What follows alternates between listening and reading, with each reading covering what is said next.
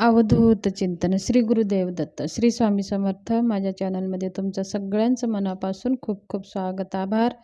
तुमच्या सगळ्या चांगल्या इच्छा पूर्ण करू अशा आपल्या गुरुचरणी वंदन करून आजच्या व्हिडिओला सुरू करूया.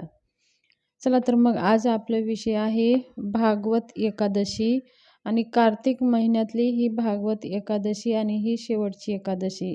आणि ह्या कार्तिक महिन्यामध्ये भागवत एकादशीचा अनन्य महत्त्व आहे. आपण कार्तिक एकादशी असे 2 एकादशी येतात कार्तिक महिन्यामधले आणि ह्या एकादशीला म्हणजे कार्तिकी एकादशीला भगवान विष्णू श्रीहरी झोपलेल्या अवस्थेमधून उठतात आणि ही भागवत एकादशी तेवढंच महत्त्वाची आहे. तर ह्या दिवशी आपल्याला आपल्या दुःख दारिद्र्य नष्ट करण्यासाठी आणि आपल्याला आपल्या भगवान श्रीहरीची सेवा करण्यासाठी अत्यंत महत्त्वाचा दिवस आहे. बघा, ह्या पृथ्वीला चालवणारे हे 3 देवता आहेत. भगवान श्रीहरी आणि शंकर भगवान आणि ब्रह्मदेव, हे तिन्ही देवाचे कार्य अलग अलग आहेत. आणि ह्या पृथ्वीचं संचालन करणारे म्हणजे हे भगवान श्रीहरी. आणि जे आपण मृत्यू मेल्यानंतर जे कार्य बघणारे म्हणजे महादेव. आणि जो जन्माला घालणारा म्हणजे ब्रह्मदेव. तर ह्या 3 देवताचं ह्या पृथ्वीला चालवण्याचं कार्य आपले कार्य आहेत. तर ह्या पृथ्वीचं मालक पालक चालक म्हणजे भगवान श्रीहरी. ह्या श्रीहरी भगवान विष्णूच्या कार्यानेच ही कलियुगाची पृथ्वी चालत आहे. आणि जीवामध्ये काम कर्म सगळं मोक्ष चांगले वाईट कर्म बघणारे म्हणजे हे भगवान श्रीहरी. आपल्याला चांगले पुण्य देणारे आणि आपले मनोकामना पूर्ण करणारे, आपली इच्छा पूर्ण करणारे देवता म्हणजे हे भगवान श्रीहरी. आणि हे भगवान श्रीहरीची प्रत्येक महिन्यामधून 2 एकादशी येतात. म्हणून आपण ह्या दिवशी अत्यंत मनाभावाने पूजा सेवा केल्याने आपल्या सगळ्या इच्छा पूर्ण होतात आणि आपले सगळे जे काही वाईट कर्म केलेले असतात ते सगळे धुवून निघतात. एक एकादशी व्रताने आपल्याला अनेक पापापासून मुक्ती प्राप्त होते. असे ह्या महान एकादशीचे महत्त्व आहेत. तर ह्या दिवशी आपल्याला काय करायचं आहे, आपल्याला एकादशी दिवशी लवकर उठायचं आहे आणि स्नान वगैरे झाल्याच्या नंतर स्वच्छ कपडे परिधान करायचे आहेत. आणि शक्य असेल तर पिवळे पण कपडे परिधान केले तरी अतिउत्तम. नसेल तर आपल्याकडे जे आहे ते कपडे परिधान करून हे व्रत आपल्याला सुरुवात करायची आहे. आपल्याला देवासमोर बसायचं आहे. आपल्या देवघरामध्ये भगवान बालकृष्णाची मूर्ती किंवा भगवान श्रीहरी कृष्णाची मूर्ती फोटो काही असायलाच हवा. जर नसेल तर आपण एक सुपारी घेऊ शकता, पण प्रत्येकाच्या घरामध्ये ते असतं. आणि आपल्याला देवासमोर बसून आपल्याला काय करायचं आहे, एक दिवा घ्यायचा आहे. मातीचा दिवा घेऊ शकता तुम्ही. दीपावलीमधले जे दिवा घेतलेला आहे ते दिवा आपल्याला घ्यायचा आहे. आणि त्या दिव्यामध्ये थोडीशी हळद टाकायचं आहे आणि त्या दिव्याला पूर्ण थोडंसं 1 थेंब पाणी टाकून ते दिवा आपल्याला पिवळं करून घ्यायचं आहे. आणि त्या दिव्यामध्ये थोडंसं आपल्याला शुद्ध तूप टाकायचं आहे.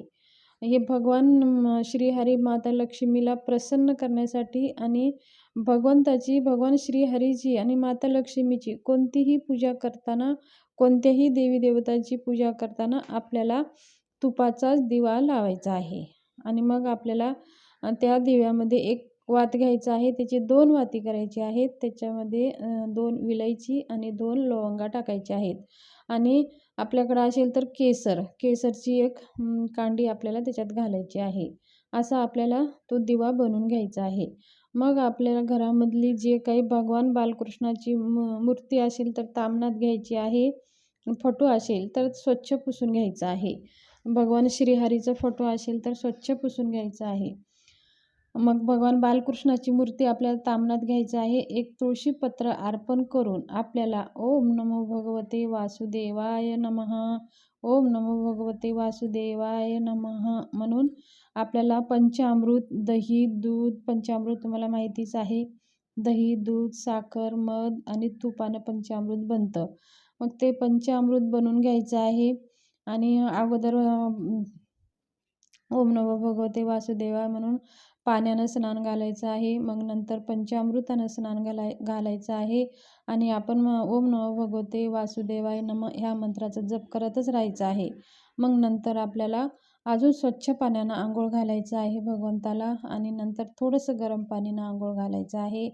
मग स्वच्छ पाण्यानं आंघोळ घालून थोडीशी भगवंतावर हळद आणि थोडासा कापूर घालून भगवंताची मूर्ती स्वच्छ चोळून घेऊन हळूच असं भगवंताला लागणार नाही असं चोळून पुसून धुवून घ्यायची आहे. मग नंतर स्वच्छ कपड्याने पुसून घ्यायची आहे आणि एक पाट घ्यायचा आहे समोर. त्या पाटावरती पिवळा कपडा अंथरायचा आहे आणि पिवळं कपड्यावरती पिवळे तांदूळ घालायचे आहे. म्हणजे अख्खे तांदूळ घ्यायचे आहे मुठभर. त्याच्यावरती थोडीशी हळद टाकून त्याला पिवळे बनवून घ्यायचं आहे आणि एक छोटीशी रास तांदळाची पिवळी करायची आहे आणि भगवंताला स्वच्छ पुसून आपण जे काही भगवंताचे वस्त्र आहे ते घालायचं आहे आणि भगवंताला आपल्याला स्थापना करायची आहे.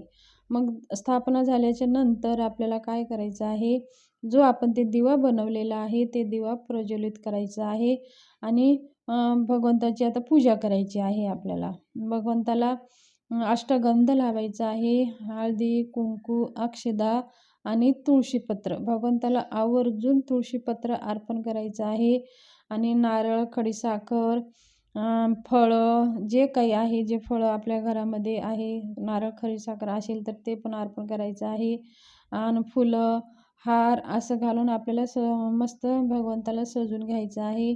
ते दिवा प्रज्वलित करून घ्यायचं आहे आणि भगवंताची आरती करून घ्यायची आहे. जे तुम्हाला आरती येईल ते आरती तुम्ही म्हणू शकता. मग अशा प्रकारे ओवाळणी झाल्याच्या नंतर आणि ही सगळी सेवा करत असताना आपण ओम नमो भगवते वासुदेवाय नमः ह्या मंत्राचा जप करतच राहायचं आहे.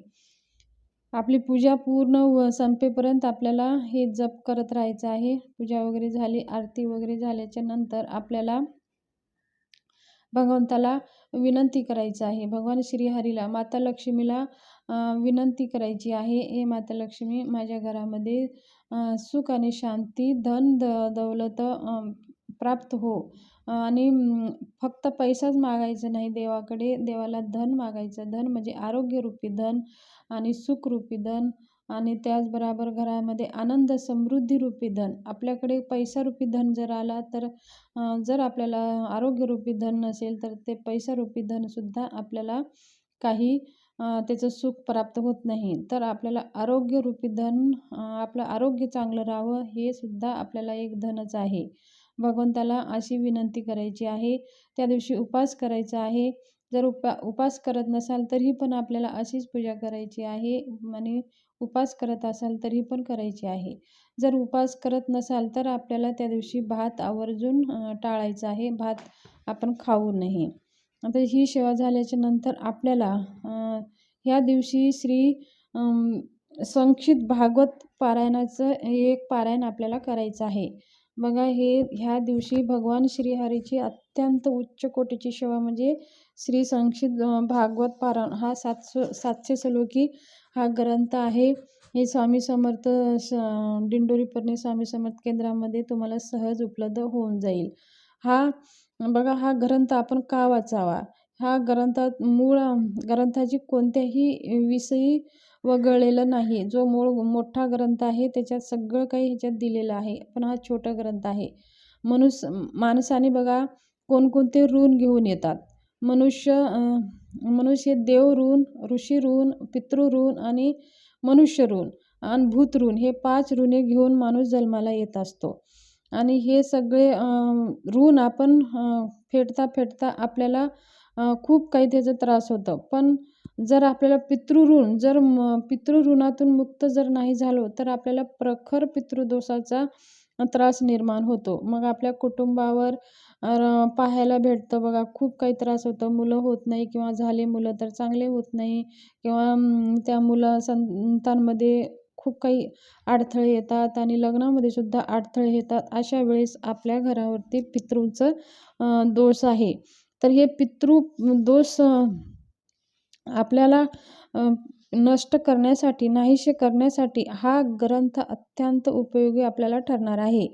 तर ह्या ग्रंथाचं मनोभावे जर आपण पारायण केले, वाचन केले, चिंतन केले ह्या ग्रंथाचं, तर आपल्याला पितृदोषापासून मुक्ती होण्यासाठी हा रामबाण उपाय आहे, असे हे गुरुमाऊलीने अत्यंत तळमळीने हितगुजामध्ये आपल्याला सांगत असतात. तर हे आपल्या गुरुमाऊलीच्या प्रेरणा, आशीर्वादाने, मार्गदर्शनाने हे दिव्य छायाचित्रेखाली हा ग्रंथ तयार झालेला आहे. आणि श्री स्वामी समर्थ कार्यामध्ये हे विश्वाचे कार्य गुरुमाऊली च्या आज विश्वाचे पूर्वब्रह्म आपणच आहात, म्हणूनच आपण लिहिलेला हा ग्रंथ अनन्यभावे आपल्या चरणी समर्पित करीत आहे. म्हणून हे भगवान श्री स्वामी समर्थांचे स्वरूप असलेले श्री गुरुमाऊली हिने आपल्या सगळ्या संकटापासून मुक्ती करण्यासाठी, मनुष्य जीवनाच्या जे दुःख आहेत ते तारण्यासाठी आपल्याला हे ग्रंथ आपल्याला त्यांनी छोटा ग्रंथ करून दिलेला आहे. मोठा ग्रंथ आपण वाचू शकत नाही, ते ग्रंथ आपण वाचणार नाही, मग आपले पितृदोषाने आपले कितीतरी संकट आपण भोगत असतो. म्हणून या गुरुमाऊलीच्या तळमळीने हा ग्रंथ आपल्याला भेटलेला आहे. तर ह्या ग्रंथाचं एक पारायण तर आवर्जून आपल्याला एकादशीच्या दिवशी तर करावा. आणि जर ह्या भागवत पारायण, संक्षिप्त भागवत पारायणाचा जर आपल्याला खूप पितृदोष त्रास असेल तर दररोज 21 पारायण किंवा 51 पारायण केले तर आपल्याला सगळे पितृदोष नाहीसे होतात, असे गुरुमाऊलीने सांगितलेलं आहे. तर अत्यंत प्रभावशाली हा ग्रंथ आहे. आणि उद्याच्या दिवशी आपल्याला एकादशीच्या दिवशी तुळशी मातेला आपल्याला थोडंसं आपल्या जीवनामध्ये, घरामध्ये कर्जबाजारी खूप होत असेल, कर्ज फिटत नसेल, कर्ज फेडण्यासाठी कर्ज घ्यावं लागत असेल, तर अशा वेळेस आपल्याला म्हणजे तुळशी मातेची सेवा करायची आहे. उद्या आपल्याला तुळशी जवळ दूध थोडंसं, एक चम्मच दूध तुळशीच्या बुडाला घालायचं आहे आणि एक तुपाचा शुद्ध दिवा लावायचा आहे आणि धूप, दीप, अगरबत्ती ओवाळून तुळशी मातेला विनंती करायची आहे, हे तुळशी माता, माझ्या घरावरती जे काही कर्ज झालेलं आहे, माझ्या डोक्यावर खूप कर्ज आहे आणि ते कर्ज मला खूप त्रास होतोय आणि तुझ्या आशीर्वादाने माझं हा कर्ज थोडं कमी होऊ दे आणि माझ्या कर्जमुक्तीचा मला मार्ग दाखव. म्हणून आपण तुळशीला उद्या थोडंसं हळद टाकून दूध तुळशीच्या बुडाला अर्पण करायचे आहे. हे उद्या आवर्जून सेवा करा, तुमच्या सगळ्या इच्छा पूर्ण होईल आणि जे कर्ज आहे ते फिटण्यामध्ये आणि कर्ज फेडण्यासाठी अनेक मार्ग प्राप्त होईल. तर ही छोटीशी माहिती तुमच्याशी शेअर करायची होती. जर तुम्ही आतापर्यंत माझ्या चॅनलला सबस्क्राईब केलं नसेल तर सबस्क्राईब करून घ्या आणि हे सबस्क्राईब एकदाच करायचा असतो आणि नंतर माझं प्रत्येक व्हिडिओ आलं तर लाईक आणि कमेंट जरूर करा आणि आतापर्यंत केलं नसाल तर सबस्क्राईब जरूर करून घ्या. आणि माझी माहिती कशी वाटली, माझी माहिती जर चांगली वाटली असेल तुमच्या फॅमिली ग्रुपमध्ये हा व्हिडिओ शेअर जरूर करा आणि जर तुम्हाला काही विचारायचं असेल तर कमेंट बॉक्समध्ये